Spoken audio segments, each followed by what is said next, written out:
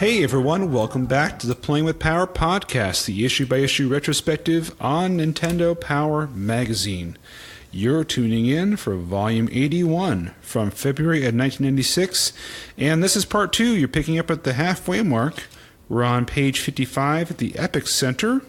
The cover was Killer Instinct 2 for the arcade. I am your host, Ben, and with me as always is my co-host, Mike. Hey. So what do we have at the Epic Center here this time? Oh, we got some beautiful RPG coverage. First, we talk about an online adventure that's called Metroid Blood of the Chozo, and it's a sci-fi thriller taking place on a planet far away. Samus appears as a character in the interactive experience. The plot has nothing to do with Zeebs or the Mother Brain. Well, you've lost me already. So next is Anti-Yoshis. Hey, when I say you lost me, I mean it.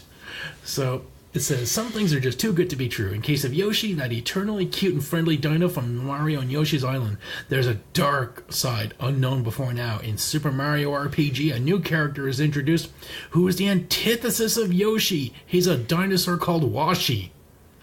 Was this guy, first was Wario, then Washi. Washi! Washi! So, I'm a Washi! I'm a Yotoid! He wears blue. He is blue, wears sunglasses, sports a red crest on his head and a spike collar around his neck. We don't get to see a picture of this dino. This is like early 90s. They missed a few years here. That is so rad. Oh, he's such a rebel. And then next thing you know, he's going to be doing hip-hop and rap. Yeah. Next is Dragon Shell. Have you ever wanted to raise a dragon? RPG players in Japan will get that chance when they plunge into Bahamut Lagoon from Squaresoft.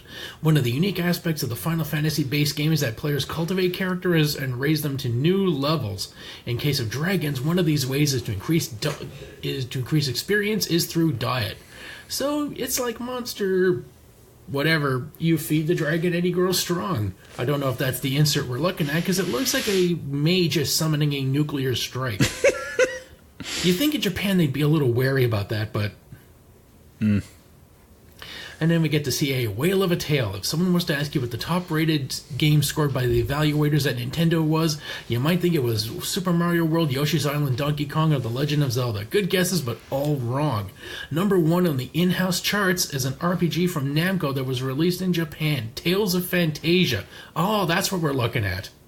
Because this definitely has a Tales element. It's like an RPG, but it's an action element that you can run around the screen while casting spells or doing attacks. In this one, it looks like some guy's putting up a shield to defend from the missiles.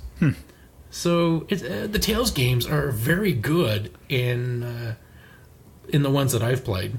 So this must be one of the Super Nintendo ones. Super. So, yeah, things are looking good. I tried playing Bahamut Lagoon because that game did not get transferred. It had to get translated over the internet. But it seemed like an interesting take, because you get to name your guys, and then you name your dragons, and then you issue commands like tactics. Like there's a grid that shows up, and you tell your enemy, you tell your dragon to either come to you, wait where he is, or rush ahead of you into battle. And you can also do things tactically, I believe, like you can use an ice dragon to freeze a lake when there's no bridge, so you can cross over it. So, I'm looking forward to playing that game. And maybe I'll have something to say about it if they ever mention it or that it's not coming. Doubtful. Next is Breath of Fire 2. I loved Breath of Fire. Breath of Fire 2, much better. Is that all you had to say about it? Oh, no. We see in the prologue, we get to meet our blue-haired hero standing in front of a dragon, who then you get to see your father telling you that you fought to protect Yua, your sister, because you fight a slime as a child to protect your baby sister. And then you fall asleep in front of the dragon, which is guarding your cave, and then when you wake up, the dragon is gone, no one remembers the dragon, no one remembers you or your sister, and your home has been replaced with and your church has been, it looks the same, but it's now presided over by some guy who doesn't recognize you. So, You meet a kid who takes refuge in the church, and you both decide, well, fuck this noise, I'm out.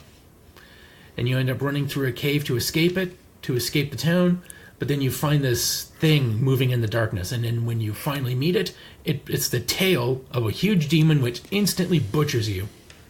And then you wake up years later, like still plagued by that nightmare, to the point where you think it was a dream. But later on in the game, you fight that same monster, and you realize, oh no, he really did demolish you as a kid. And you also find out why nobody in the town recognizes you.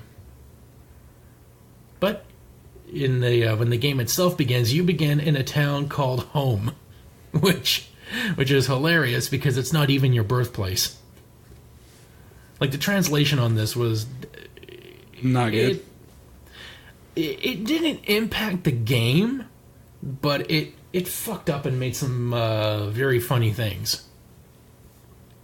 But this game is beautiful. The graphics, as you can see, are fantastic. The music is intense. Like, every time you're in a battle, you feel like this is your moment to shine and kick some ass. And you feel like an epic dude. And later on in the game, you gain a technique called fusion, where you get to unite certain members of your party together to come up with heroes that will either have like enhanced magic, enhanced physicality, or learn new techniques, as well as embracing your own dragon power. And there's one point in the game where you have to do in-person liposuction on someone who's been cursed with a fat virus.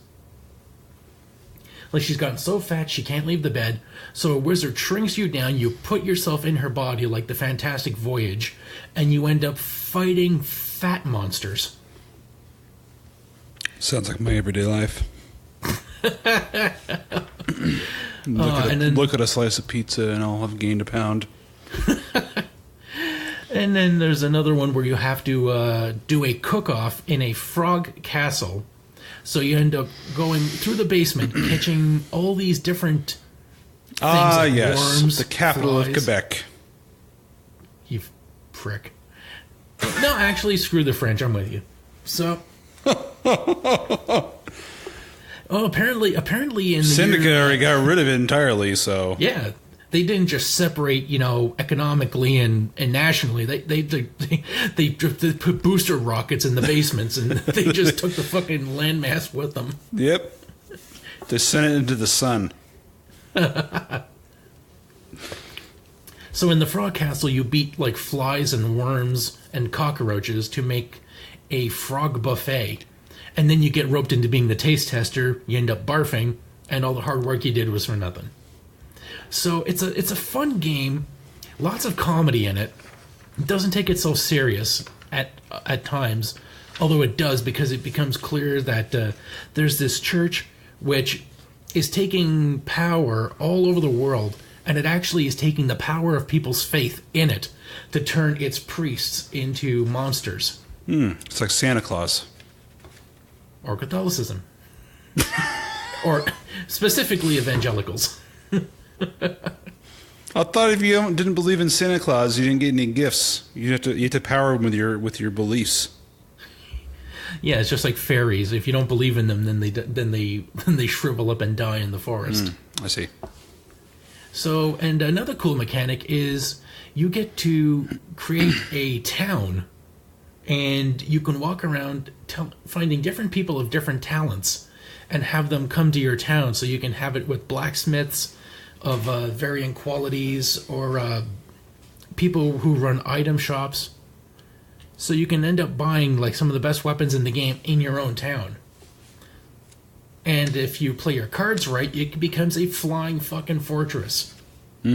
Because apparently there's a flight generator in the basement. But it only works if you spare the life of a certain person, which, like, that's the cool thing about this game, is that there's a massive fork in it, where you fight this guy who's hooked up to a machine. Now, he's the easier one to beat because he's just this withered, drained old man. And then if you beat him, the machine will break down and you can move on in the game. But if you take the hard road and destroy the machine and save the man, then he can hook himself up to the machine in your basement and make your hometown a flying fortress. So it's an amazing game with a lot of, like, the effects. Your choices have a profound effect in this game. And it's hilarious. It's emotional. It's just a well-told story. Easy to play. I loved it. I can't say enough good about it. Hear, hear. All right. Let's move on to the next section. They're talking about the Japanese release of Dragon Quest VI. Which is the only release it got. Never got ported? It did get ported on the DS. And I think on the PlayStation 2. Okay. Yeah, PlayStation 1 or 2 got the release, but not for the Super Nintendo. But I did take a play at it, and it turns out it's a game that I already played on the DS. It's a fun game. It starts off with you getting your ass kicked by a monster. They're not telling us a whole lot about the game. They're more telling us about how the Japanese release that millions of gamers are in a frenzy. Oh, yeah, and it's not a cheap game, too, because it costs about 11,400 yen, or $100 US. Yikes. For a fucking game. But it's a good game. I mean, look at the lineups they have. It says it is estimated that Enix will sell between 3 and 4 million DQ6 game packs in the first few months of release, which will make it one of the hottest selling games ever. What makes it so special to Japanese gamers? Several reasons. The story is a big part of it, a sweeping epic involving kingdoms, magic, and dragons. Dragon Quest series is familiar to its audience because of many aspects of the world never seem to change, including many of the battle and play control conventions. It's kind of like coming home. Other players cite the musical score as an important factor and the challenge in raising your characters to powerful heights of strength. And they expect all that and more. Yeah, because you can switch the... It's got a job system in which you can turn your characters to have traits of, I guess, healers, jesters, bards, merchants. Mm-hmm. And, of course, it's got the artwork by Akira Toriyama, the man behind Chrono Trigger and Dragon Ball's wonderful appearance. And we get to see some of the professions like warrior, a swords expert, but can't use magic. Then a fighter who uses most armor and weapons. Then a dancer who learns many dance styles that can wick, or like... Wicca. Yeah, well, yeah, it can take away a foe's HP. It's hard to read the black font over the game background that they've put here. It is. And then a magician is a basic magic user, and a monk who is an expert of healing, and a thief who uses steel, and then Beastmaster who can recruit foes to join your party. And then he himself can turn into a fucking dragon. So, and that's just some of the many things you can do. This game looks good. It has a casino, and the best part is that like the casino can get you some of the best weapons in the game. And if you're playing on an emulator, you never have to lose at the slot machines again. Nice. Okay. And then it's got a small section giving you some more walkthroughs for Secret of Evermore. Oh man, that game is so good. I really wish that they'd bring that back. And then they get into the Counselor's Corner. And then we have someone who looks a bit like she's dressed like Dracula, Jessica Jeffy, telling us about Yoshi's Island. Yeah, it looks like, I don't know, like seeing all these blue cubes, it's like she's in like the Jeopardy studio. Oh, a little bit, yeah. And then we have John Gower, who's really happy to be there, standing in front of what appears to be a series of underwater bubbles. Yeah, it looks like he's in an octopus's garden. Yeah. He's telling us about Rise of the Phoenix. And then moving on, your game, Secret of Evermore, is brought to us by Jonathan Stein, who has... Whoa. You forgot something. There's this game, Rise of the Phoenix. I don't know if you've played it. It looks like one of those games I don't want to play. But one of the cool things you can do in the second question is flooding a city. So why bother attacking a city when you can just redirect a river and then choose the flood command? Nice. Nice. And more Secret of Evermore. Yep. Brought to us by a guy who he has a houndstooth style background of himself. Oh, is that what it is? That's disturbing. And his headphones make him look like he has massively gauged ears. I don't know why that is due. And he's talking about Secret of Evermore, opening the gates in the pyramid, exploring Omnitopia's hallways, and reaching the tiny pyramid. Or reaching tiny in the pyramid. So that's what I love about this game. If you look, you can see the dog is a toaster in the sci-fi world, but in the pyramid world, he's like an Anubis type thing. All right. And then for Donkey Kong Land, we have Dave Vidovich, who just said, "Put me in front of a big magic eye."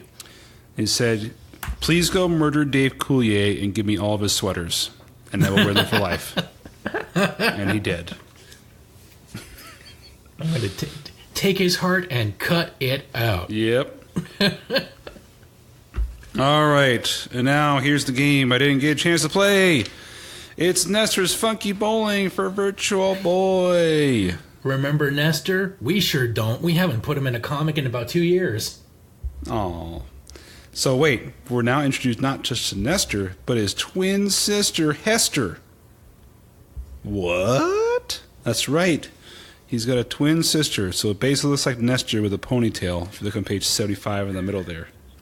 She's got this look drawn on her face like she's there at gunpoint. Yeah, she does not look happy to be there. It's kind of like she's been told that she's going to get the acid attack if she doesn't look like she's having fun, and she's like, "Are we happy now?" So they have you can play 2 players in this game, which is kind of interesting for a Virtual Boy title. So you have to take turns and alternate. So imagine how well that's going to go with the Virtual Boy. I guess you got to put it on a little stand and then take turns. But of course, the person who's waiting can't see what the hell's happening. They can't watch how you're doing. It doesn't make any sense. You know? I know. If only they had an option where you could hook this up to the TV so someone gets a second screen. Right.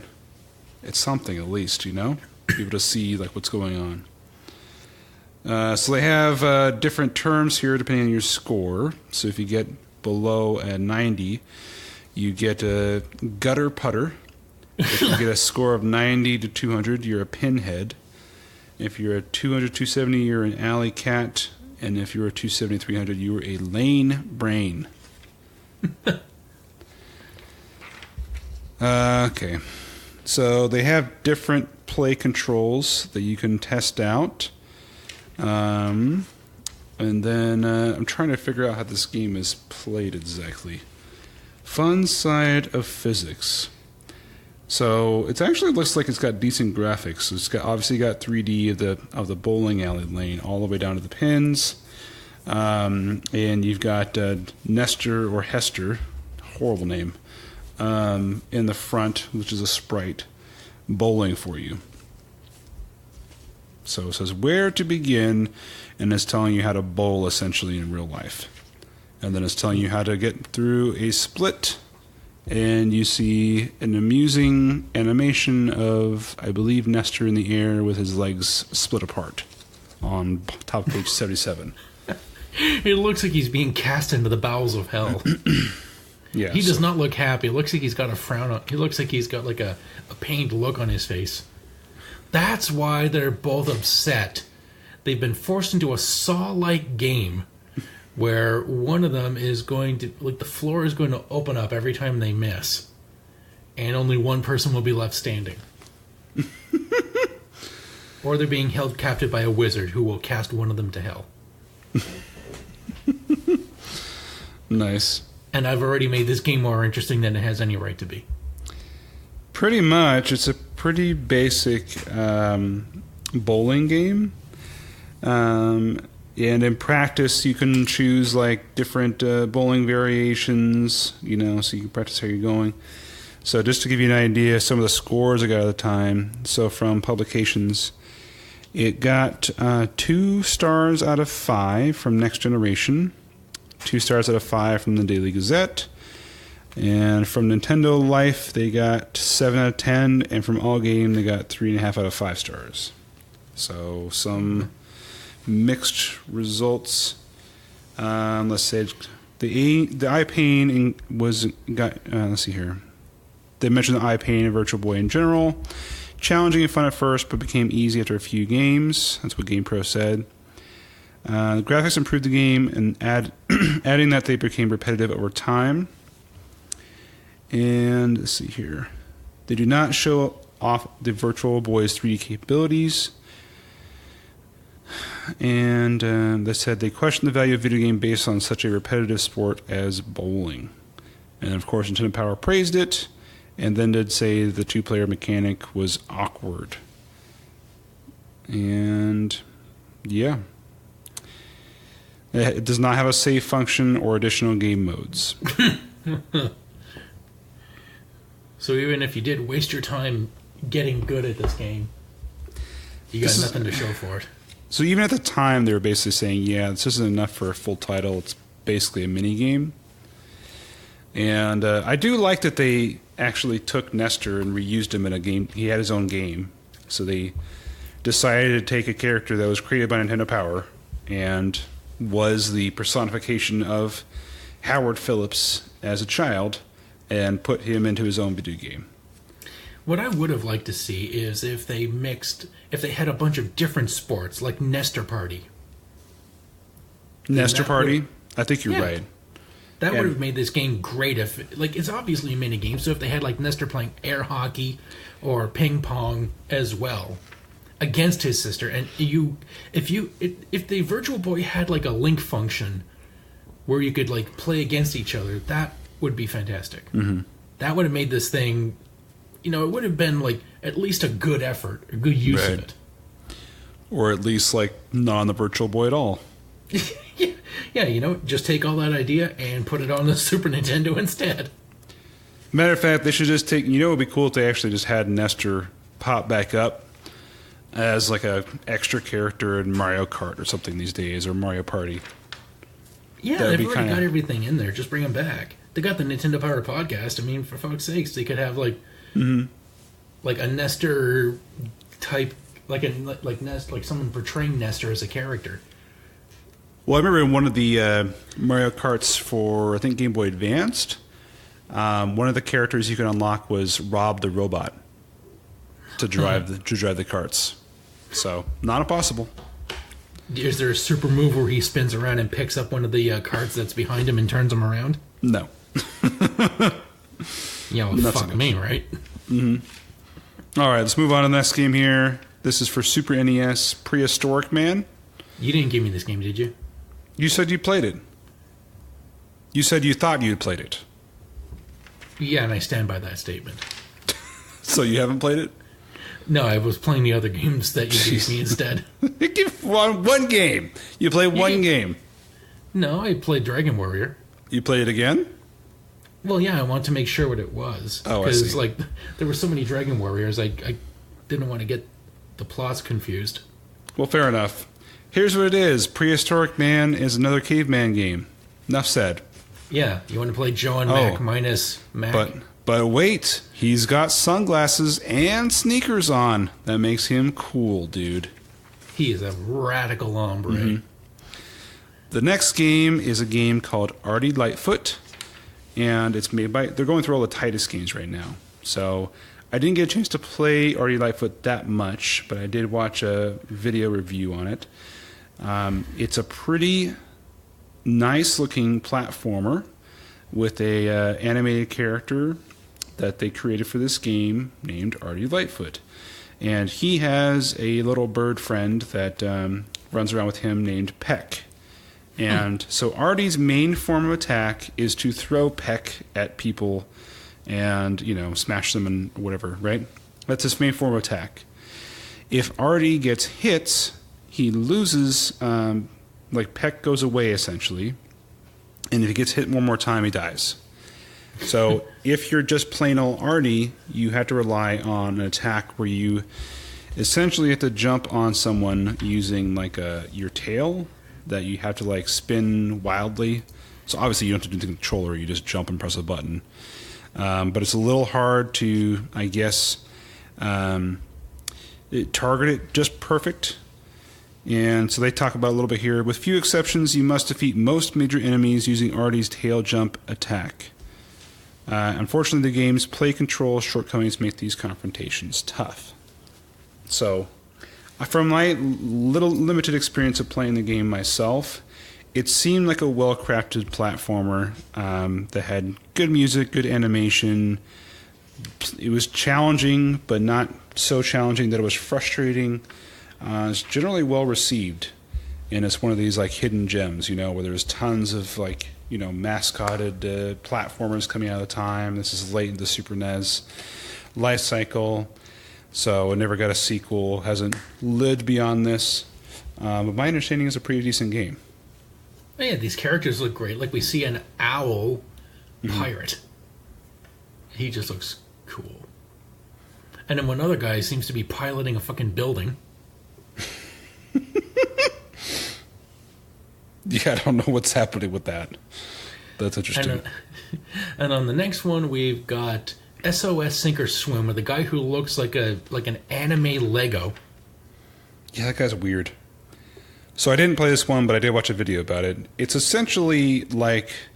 So basically, you are playing this guy that's coming into essentially a big cruise ship, and you're having to save everyone off the boat through a variety of levels.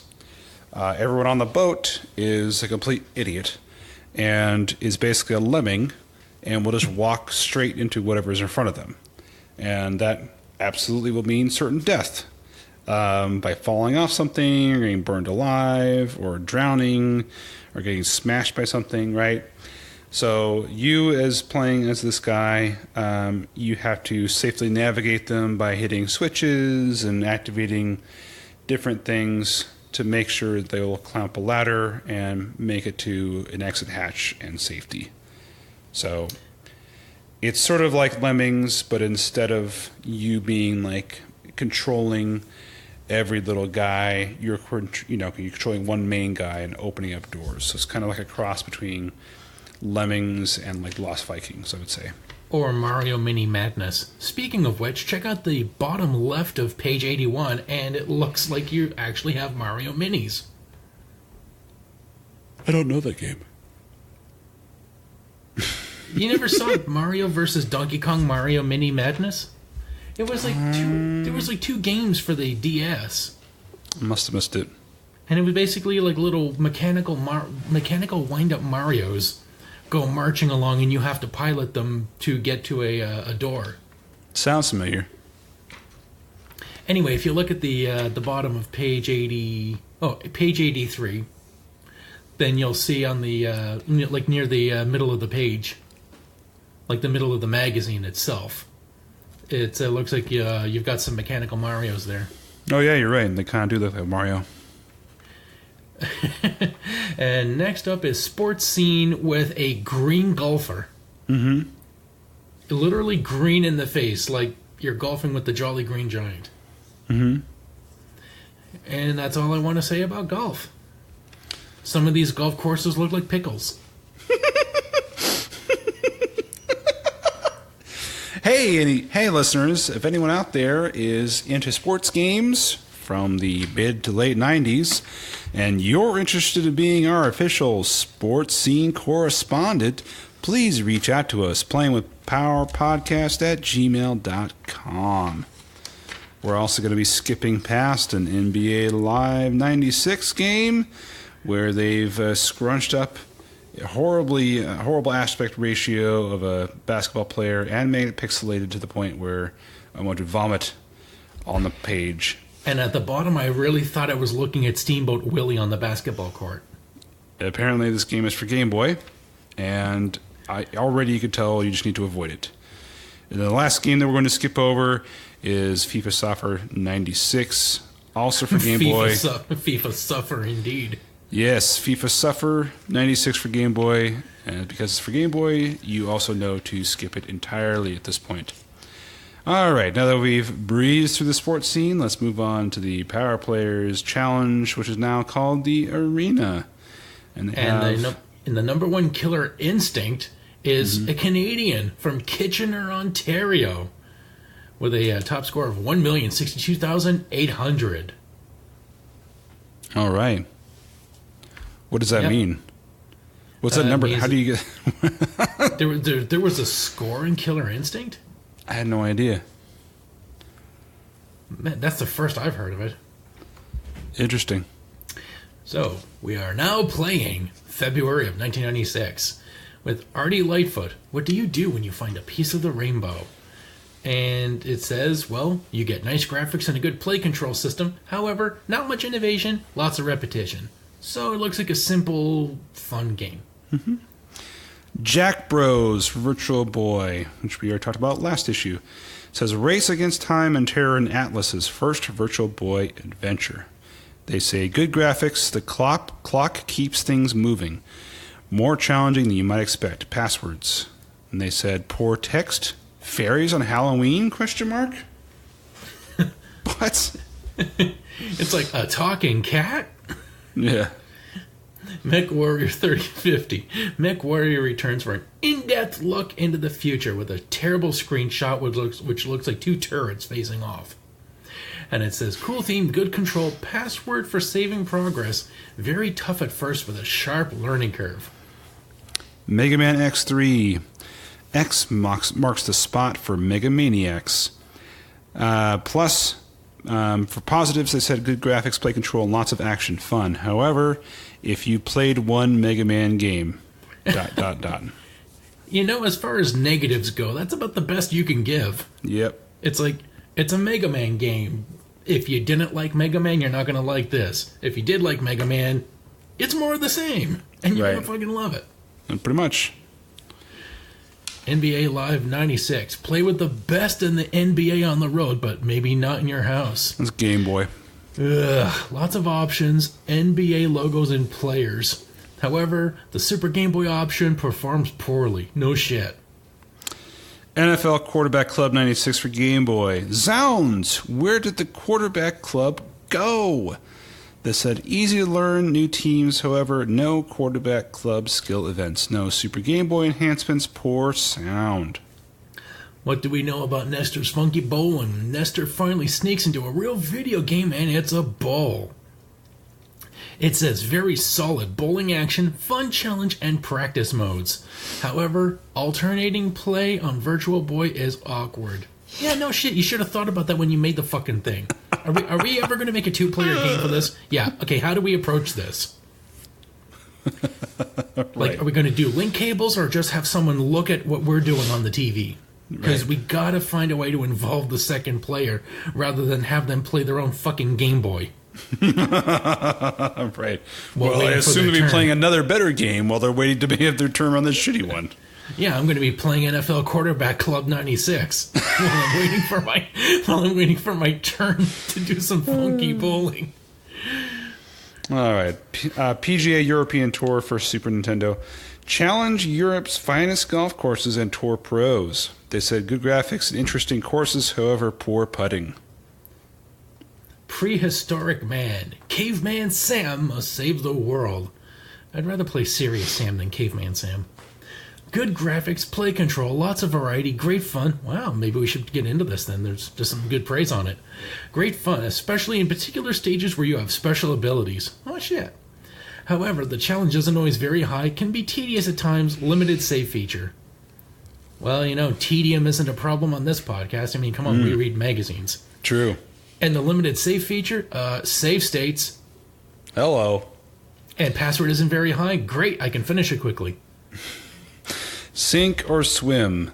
Try to keep your head above water in this perplexing puzzler from Titus. Challenging, fun, however, infrequent passwords and lots of repetition. Syndicate. Fuck this game. Power revisits the action and intrigue of the worldwide Syndicate from Ocean. Both action and strategy required. Great music. Small character graphics, however. Slow learning curve. At times you can't even see your character. Difficult control. Yeah, pretty much.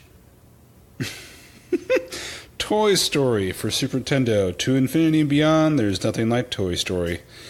Beautiful graphics and variety of play. However, play control feels a bit loose. Hit detection is poor in places. No voices from the movie. You could have thrown that in there. I mean, you got great graphics. You could have given us some lines. Oh, we've got pixels on the live here. Everywhere, pixels. Mr. Guzman is asking. He said he's late. He says, "Hi, Mike. Did you redeem my name?" Oh, shit, yes. Turns out, yeah. Well, I didn't want to name anybody, but he got the message when we lost his patronage a while ago, and I was just putting it out on blast to you know who you are, and apparently he realized who he was. But it turns out he just forgot to update his credit card. He still loves us, and in turn, we love him. Thank you, Peter. All right. As long as he remembers to update his card, we love him. Yes. All right. Did you talk about X-Band modem? I'm sorry, I cut you off. No, we're talking about the lineup for the Ultimate and two-player gaming on the Super Nintendo. It may be a departure for now playing to cover accessories, but the X-Band modem from Catapult is cool enough to warrant the coverage. Two-player games always involve more surprises and fun than single-player games. It says after the initial price of the unit, which is about $20, you'll have 1 month free use of the X-Band network for as many games. And then after that, there's 2 monthly plans. All you can stomach for $9.95 and the limited connection for $4.95, which includes 50 connects, with anything over that costing an extra 15 cents each. So they charge you for every time you turn it on and use it. Yep. Wow. What a value. What a way to nickel and dime somebody. Well, that's why I didn't take off. Yep, even if you do play long distance, you can sign up with X-Band Nationwide, which lets you connect for $3.95 an hour. Motherfucker. More confusion exists about how the system really works, but it's simple. You use it and we fuck you. So, in summation, two-player competition at any time with some of the best games ever. However, it's easy to get hooked, but local play options helps. Yeah, all right. So the editor's picks, they apparently really loved Mega Man X3 and Prehistorik Man. So we need to go back and check that one out, apparently. And then the second best one they liked was Nestor's Funky Bowling. So there you go. And we got some future games coming up. Mohawk and Headphone Jack. The less popular version of the less popular brother of Samurai Jack. There's no way this game came out. This is not Mohawk and Headphone Jack. It's a guy with a... Oh my god, this guy has a mohawk that goes all the way down to his ass. He has a full back mohawk. This game is painfully yellow to look at. It is ugly. No, I'm wrong. They did release it. And it looks like it's trying to rip off Sonic in some levels, because you can turn your legs into wheels. Oh, wow. And then Bound High, in which case you apparently are the disembodied head of Ratchet, or Clank.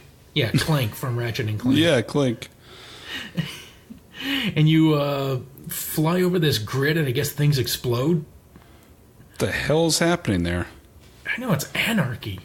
You can't tell if it's Tetris or Smash TV going on here. Yeah, that looks very confusing. And then Wayne Gretzky Hockey, which doesn't even get screenshots. We get to see pictures of Gretzky himself posing for what will obviously be a faithful rendering on the red and black system. What? No, it's for a new 64, the N64. Oh, shit. Well, it might actually look somewhat decent then. That explains why he's smiling and not actually going like, ugh. If it's the game I'm thinking of, I think it was pretty good. I actually think I should have played that game. Then College Slam with no pictures in it. Oh, yeah, we got some pictures at the bottom. Or is that NBA Jam? It all looks the same to me. Then we have Cutthroat Island, which seems to be a... like Monkey Island mixed with Out of This World. Mm-hmm. Looks odd graphics. It looks like the graphics from Pirates, Sid Meier's Pirates. A bit. Well, it's from Software Creations. And it looks kind of somewhat okay. And then we got the 96 Olympic Sports. And as long as it keeps Izzy out of it, it's at least worth looking at. And then Lobo. But yes, it looks to be the DC Bounty Hunter. Never got released. Bastage. I'm going to call it right now. I think they just recently released a prototype online though. Just do a little research here. Yep, it was canceled. It was being developed by Ocean of America. It was due to be released in winter 1996 on both Super Nintendo and the Sega Genesis. That's no way to treat the main man. You can actually get the unreleased game online, though, the prototype. It's just kind of a crappy fighting game, though. So it's not like we missed out on a whole lot. Yeah, and it looks like you're not even fighting other DC heroes. So is this supposed to be like all the shitty DC guys we don't know? Although it does look like he's fighting Brainiac in the... It tells you right here. Kringle, Dox, Shada, Lou, and D Nitro. Wherever the hell those people... Remember those guys? Yeah, well, screw me. I mean, they brought out the heavy hitters for this one. I mean, all that Lobo lore that we know and love. Mm-hmm. Yeah, because I vaguely know about Lobo as it is, and then they're going super deep into his lore on top of that. Yeah, he's basically Deadpool and the Hulk combined. He's what Rob Zombie tried to be like. And then we got more Toy Story, but this time it's on the Game Boy, so expect anything but an improvement. Mm-hmm. And then we got Smurfs, which are green instead of blue, so, great. Oh, and they announced Mission Impossible for the N64, which is horrible. More like Mission Unpalatable, am I right? And they talk about, this is interesting, so you might not take this as much of a news, but they mention that Scottish developer DMA will open an American development office in Colorado, apparently likes the Highlands. So Scottish developer DMA becomes Rockstar Games, and they open Rockstar San Diego. So, nice. Yeah, that's the game. They make Body Harvest for the N64. Did you ever play that game? Loved that game. It's GTA 3 before GTA 3 was a thing. Huh. Another player's poll. What were we going to say? There's an N64 thing? What is that about? Oh, it says, further mention was made to the 64DD, the disk drive system for the N64. It was announced that the 64-megabyte magnetic RAM disk drive unit will fit beneath the Nintendo 64 console in stacked formation in an attempt to get back developers who have already fled the system in favor of cheaper CD-based systems. On the PlayStation. All right. And then for the Players Poll contest, which is now apparently at the very end of the issue, third prize, you can win a Nintendo Power T-shirt. Be the talk of the toy chest in your Power T. Second prize, 5 winners. Toys. Win $100 worth of Disney toys. And will he be your favorite? Win a 13-inch talking Buzz Lightyear action figure complete with laser. And win Toy Story for your Super NES. And then for the grand prize, go to infinity and beyond. Go behind the scenes at Disney Interactive where the Toy Story video game was created. Test unreleased games now in development and experience Disney's interactive virtual reality studio. Spend a day at Disneyland. Take home a pile of toys. Go on a $250 shopping spree at Disneyland gift shop. And score Toy Story from Disney Interactive for your Super NES. And then Woody here, Major Buzzkill, is saying, Buzz can't really take you beyond infinity, but Nintendo Power can take you to Disney Interactive. So typical hang out at the office type of thing with some cash. Not the best award in the world, but if you've never been to Disneyland, then I guess it's pretty special.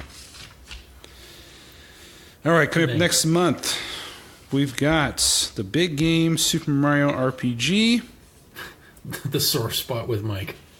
finally be able to hopefully address Mike's long-standing issues with this game. Is it an action RPG or is it turn-based? It's a turn-based RPG. All right, screw it then. I'm not playing it.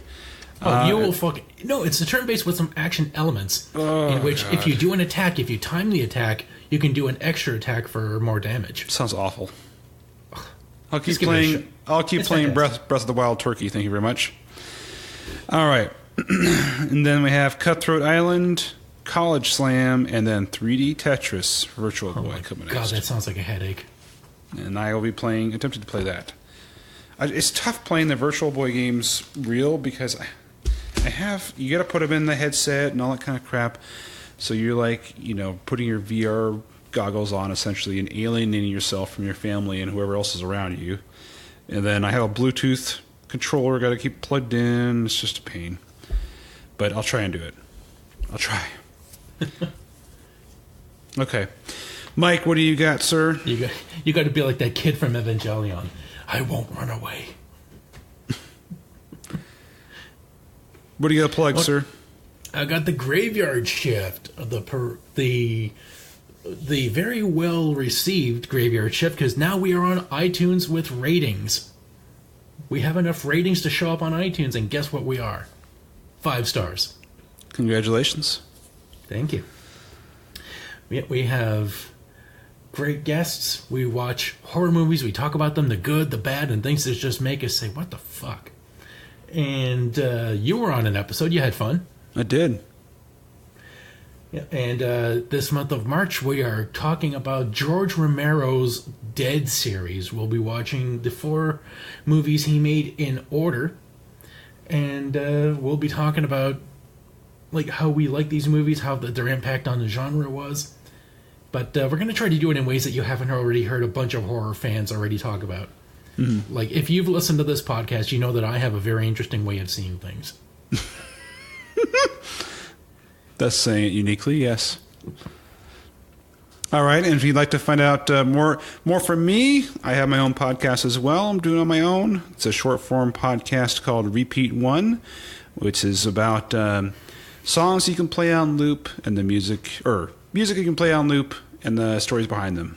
Sorry, it's late. I'm getting a little loopy here. So you can look for that on repeat1.podbean.com. Check it out there. And, of course, for Playing with Power, you want to find out more about Playing with Power Podcast, you can go to playingwithpowerpodcast.com, find links to our Facebook page where you can interact with us, to our Twitter account, YouTube account, iTunes, and, of course, you want to support the show and help us pay for hosting, like our gracious guest here that is watching right now, Mr. Peter Guzman. Feel free to go on there and throw a few bucks our way. We'd really appreciate it. Thanks, everybody, for listening. I'm Ben. And I'm Mike. And now you're playing with Power.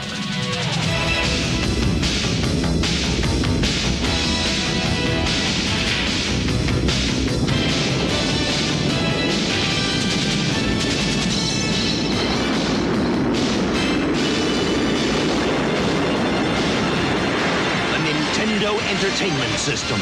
Now you're playing with